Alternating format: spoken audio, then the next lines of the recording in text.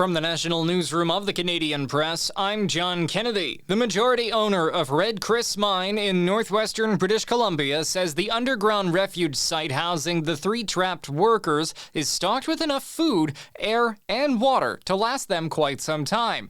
Newmont Corporation says it's assembling a team of specialists who can rescue the workers. It says the miners became trapped after 2 collapses blocked access to a section of the tunnel and then the exit.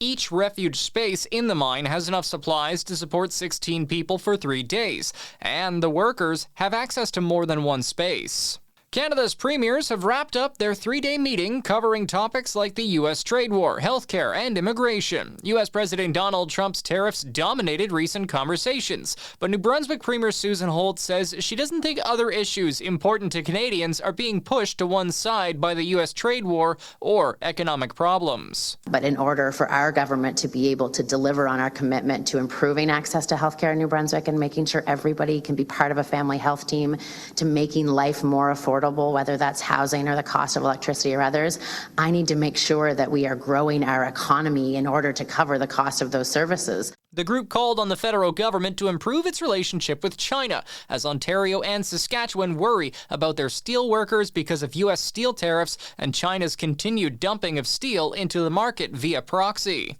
The sentencing hearing for Freedom Convoy organizers Tamara Leach and Chris Barber is underway in Ottawa, where the Crown is seeking 7- and 8-year sentences for the accused, respectively. Crown prosecutor Siobhan Wester says she isn't pushing for harsh sentences for Leach and Barber because of their political views, but because of the harm their actions caused. Leach and Barbers were leaders of the Freedom Convoy protests against COVID-19 public health measures that occupied downtown Ottawa for 3 weeks in winter 2022. Wester says the reports from the City of Ottawa and Ottawa Police show the cost of the protest is worth tens of millions of dollars. Barber's lawyer, Diane Nagus, says this kind of sentence is not proportionate to the crime and would be cruel and unusual compared to other mischief sentences. The hearing is scheduled to last for 2 days. David Baxter, The Canadian Press, Ottawa. House Democrats in the U.S. have launched a bid to subpoena U.S. President Donald Trump's Justice Department for files in the sex trafficking investigation into infamous financier Jeffrey Epstein. This comes after they subpoenaed the only person to be convicted in Epstein's sex trafficking ring to give testimony. The House Oversight Chair says the deposition would take place next month at the federal prison in Tallahassee, where Ghislaine Maxwell is serving a 20-year sentence. Earlier, House Speaker Mike Johnson expressed his support for the subpoena, but he also raised questions about the value of Maxwell's testimony. Could she be counted on to tell the truth? Is she a credible witness? In a statement, Maxwell's attorney said Johnson's concerns are unfounded. Stephen Portnoy, ABC News, Washington. This is the Canadian Press.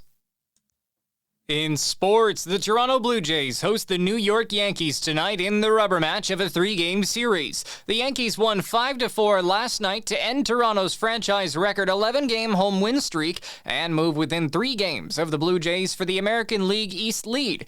CF Montreal says it's entering a rebuild as it languishes at the bottom of the Major League Soccer standings. In an open letter to fans, Montreal's executives acknowledged the team's shortcomings and stated the club would begin a new chapter. Italian cyclist Jonathan Milan has sprinted to victory in the 17th stage of the Tour de France. It's the second stage win in this tour for Milan, who currently holds the green jersey as the race's top sprinter. Miami Dolphins offensive lineman Bayron Matos suffered an undisclosed injury at the end of today's practice and was flown to a hospital on a helicopter. The injury happened in the final minutes of day 1 of the Dolphins training camp. The team says the 24-year-old was airlifted in stable condition. From the Canadian Press, I'm John Kennedy.